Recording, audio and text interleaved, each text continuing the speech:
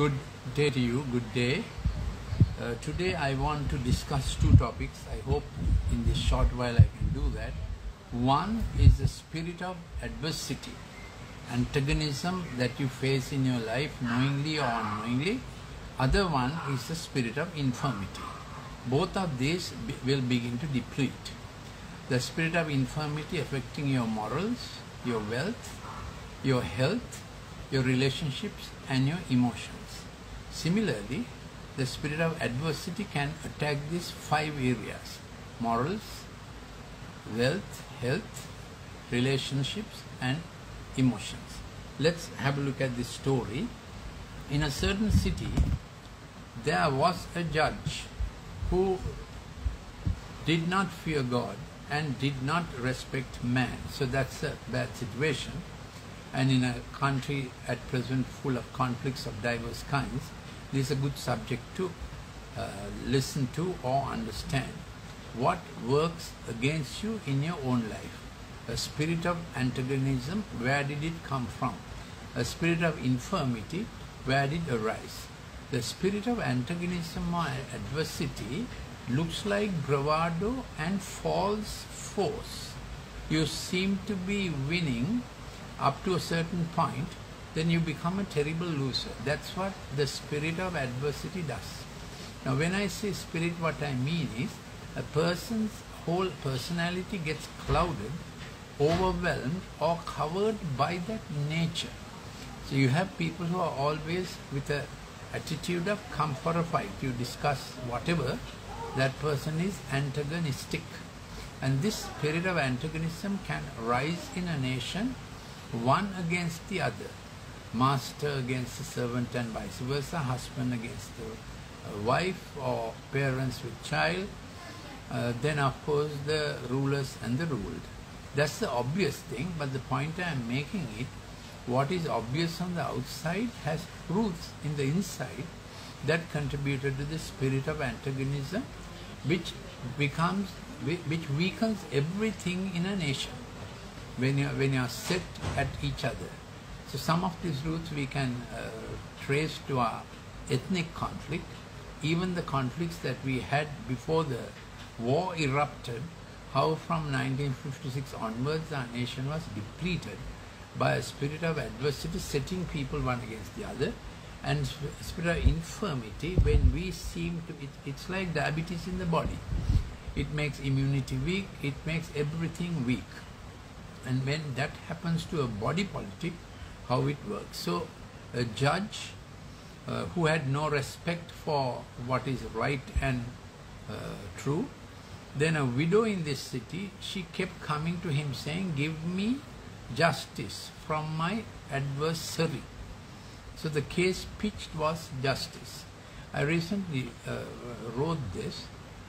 In a nation that is crying for justice all the time against oppressors and oppression, if we don't match it with mercy for the oppressed, we will be at each other's throat, and there's a description of this as a dog spirit, a canine spirit, biting everyone biting each other, a scowl, howl, growl spirit which is emerging everywhere as a result of the present circumstances, when people do not know what to expect next, and when voices that speak do not seem to be trustable, they doubt everything, and that's how the wounded dog spirit comes, that you are ready to bark at anything, ready to bite anybody's hand.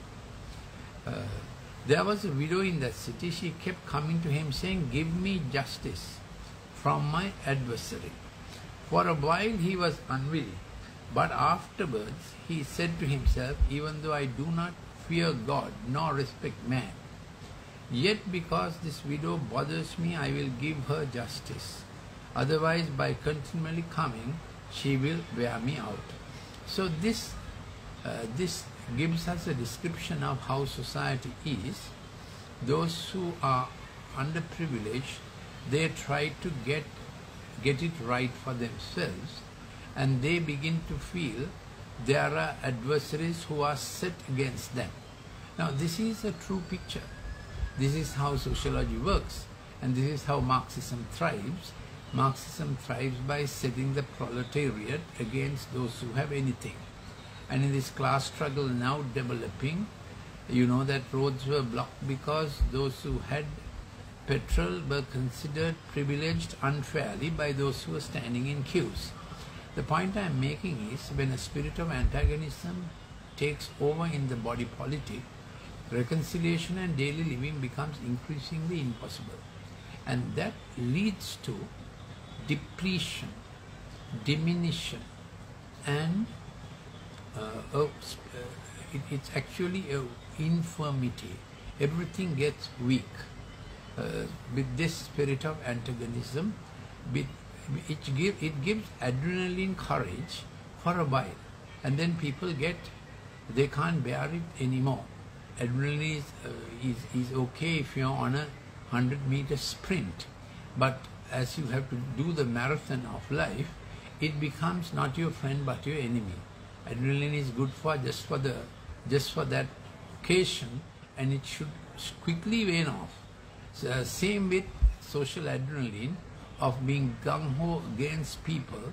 It will have a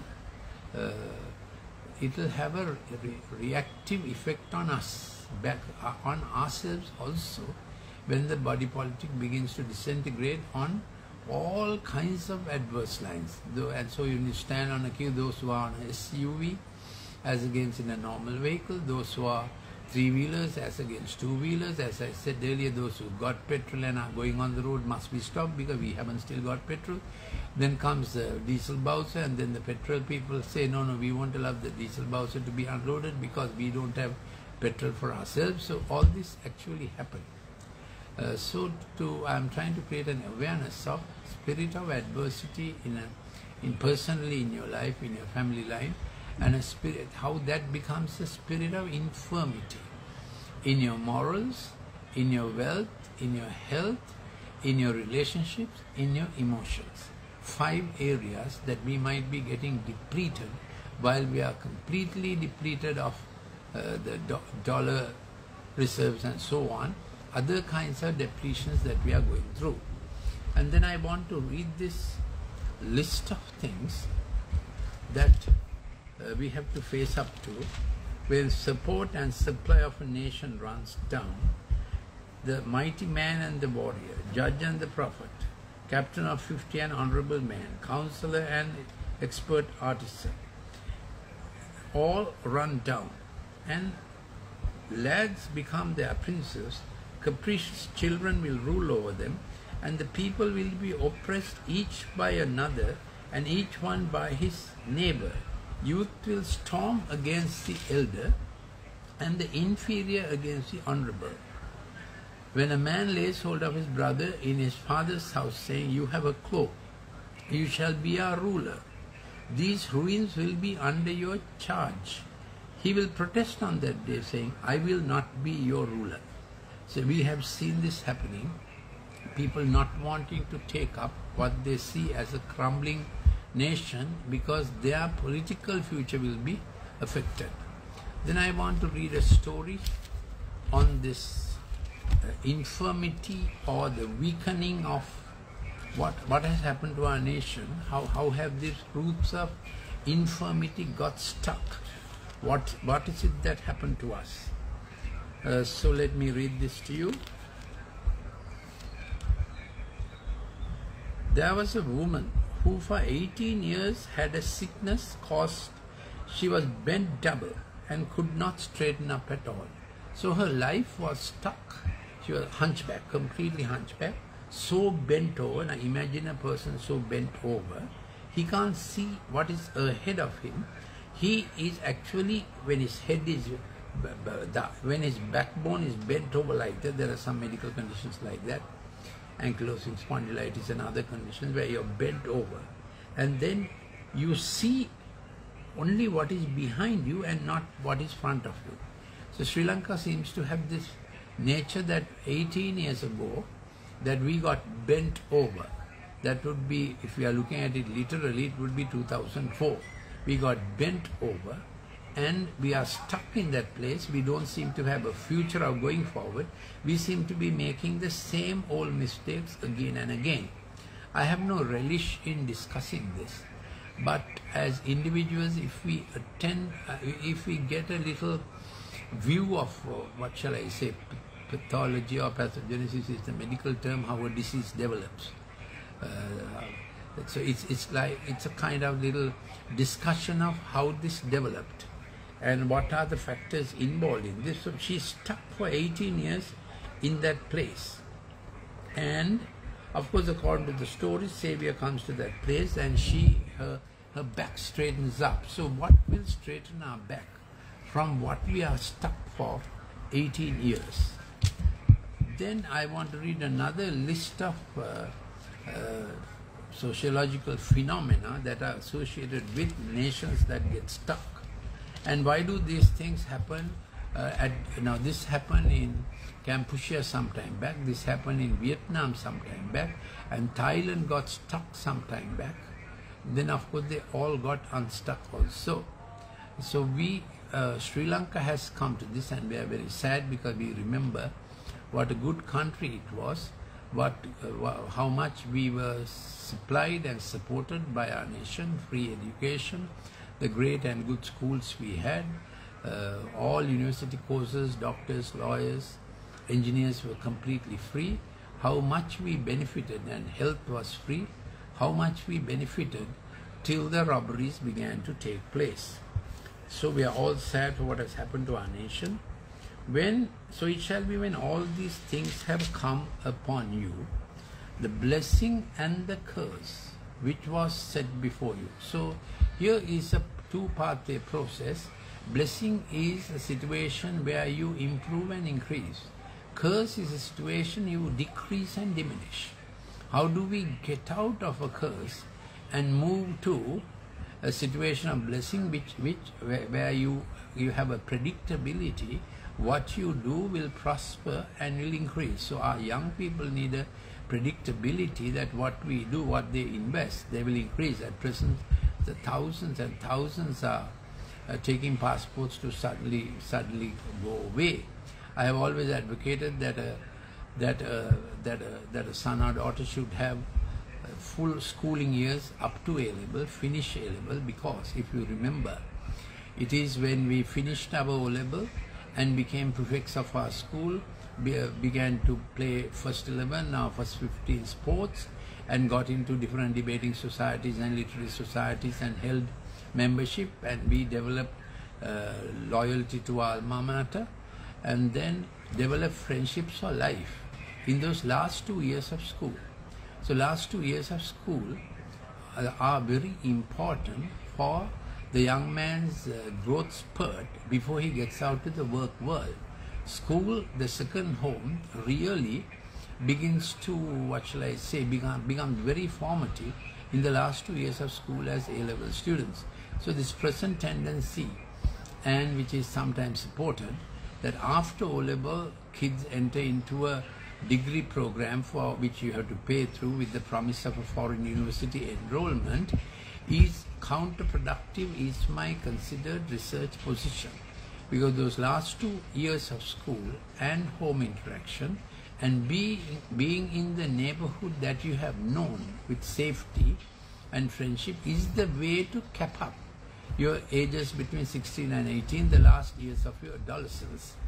If you dump the young fellow, girl or boy, into a new environment, the peril thrill factor comes in, and they go amygdala hypothalamus way of doing experimenting. Then they get on to experimental tracks rather than thought out, planned, executive, empathic tracks. That's going to hamper their growth. So this happens to kids who leave off from O-level and they start virtually swimming on their own in new curricula that promises the sky. And I'm suggesting it does not, they do not deliver the sky. So my strong advice for parents is stick on with the old school, the old pattern of finishing those years of school, which is important for SQ, a sociological quotient, your emotional quotient, as well as IQ in some ways, are dependent on how well you do the last 2 years of school. Doesn't necessarily mean in curriculum. It can be extracurricular, it can be sports, it can be so many other things, but that first community you formed in school besides home must have a completion. So then the student gets the initiation, navigation, successful completion, and the good end reward motive is life forming and is a projection how it will be in vocational training and workplace involvement. So kids who have moved out of school too soon, in my research analysis, at workplaces also they move out very quickly, and they are always in an experimental stage, looking for the best thing out there, and keep changing positions, keep changing workplaces, keep changing work fields. So here let me read a little more. Observe the blessing and the curse which is set before you. You call them to mind. Then what happens is they begin to scatter in different parts of the world. A nation and people begin to scatter. Then it is called, they need restoration from captivity. Will gather you again from all the people where you have been scattered. So the scattering of a nation, as we have had 18-year-olds thinking of going abroad. Today I was speaking to a father whose only daughter, their only child, is 34 years old and is a teacher, but she's saying, I hate this country, I want to go to another country. Now she's 34.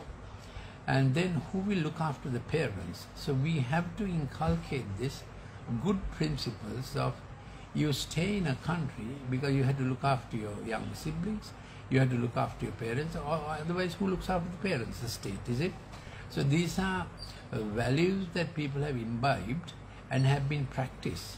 But when we come to crunch time like this, not only politicians, we also have to think through what kind of generations we have been raising up. So the two examples I brought, the widow in a courthouse scene, adversary, unjust judge, fighting all the time. Second one, a lady stuck in a hunchback position for 18 years, what will release her? So as I always conclude a little talk, I'm asking you to personally examine roots of adversity, the knee-jerk reactions, the hostile reactions that have been evoked in your life, that we practice when we are looking at mass-scale conflict outside. Look at the roots of adversity, stimuli of adversity, the catalytics of adversity, what brings it on for you. And the other one, my proposition is that spirit of adversity, of gung-ho fighting to maintain your position, actually leads to depletion and weakness. And you can be stuck in a court case while it is over. You can stuck in a broken relationship though you think the heat of that is over. So spirit of adversity, spirit of infirmity, two things we have to deal with. Now this is where the Good Shepherd steps in. He faced the hostility human race had engineered and practiced on each other. If you have looked at the cross and said it was terrible, which was, what was that animus? What was that hostility? Give us Barabbas, put him to death, and apparently when he had done nothing wrong. That all that hostility and adversity was the human race, what they had practiced on each other. And the terrible weakness that came upon him, of course, finally his heart failed. That's how in crucifixion people die, not because of blood going out, but because air begins to accumulate in the lung and you keep inhaling without being able to exhale. So the pleural cavity pressure goes up, lung pressure goes up, then pumping blood into the heart, from the heart to the lung. Pumping blood from the heart into the lung becomes difficult. Then the right side of the heart, which is thinner than the left side, begins to fail. And then there is fluid accumulating outside the heart in the pericardium and fluid accumulating around the lung in the pleural cavity. That's how the patient hung on a cross dies, with terrible gasps. He's taking it, but he can't put it out. It's a terrible, terrible gasping death. We call it asphyxia, gasping death. Heart fails finally. So the Roman soldiers came and they checked whether the person is dead by piercing through. If there was any life, that life is gone. When he was pierced through, that fluid came out and blood came out. So I gave a vivid description of the scene for us to understand how much animosity we practiced on each other came on the Good Shepherd, and how weak he died, he who's supposed to be the strongest, the most glorious in the universe, how much he laid down to become the Good Shepherd for us. So let's think about it, that he can take the adversity, he can take the hostility in our own minds from past incidents, in our morals, in our wealth, in our health, in our relationships and in our emotions.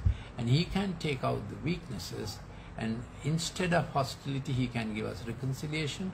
Instead of weakness he can give us strength. Instead of the curse he can give a blessing. Now the technical definition of a curse is things running down, like in Sri Lanka, with no explicable reason, when there was every reason for prosperity, how poverty has stricken us. So this is the offer of the Good Shepherd. Of course, it's at a personal level. When large numbers of people begin to practice, rather than hostility, reconciliation between races, between classes, and even in personal animus, and then how does weakness turn back to strength? That's my consideration this evening. Thank you for listening.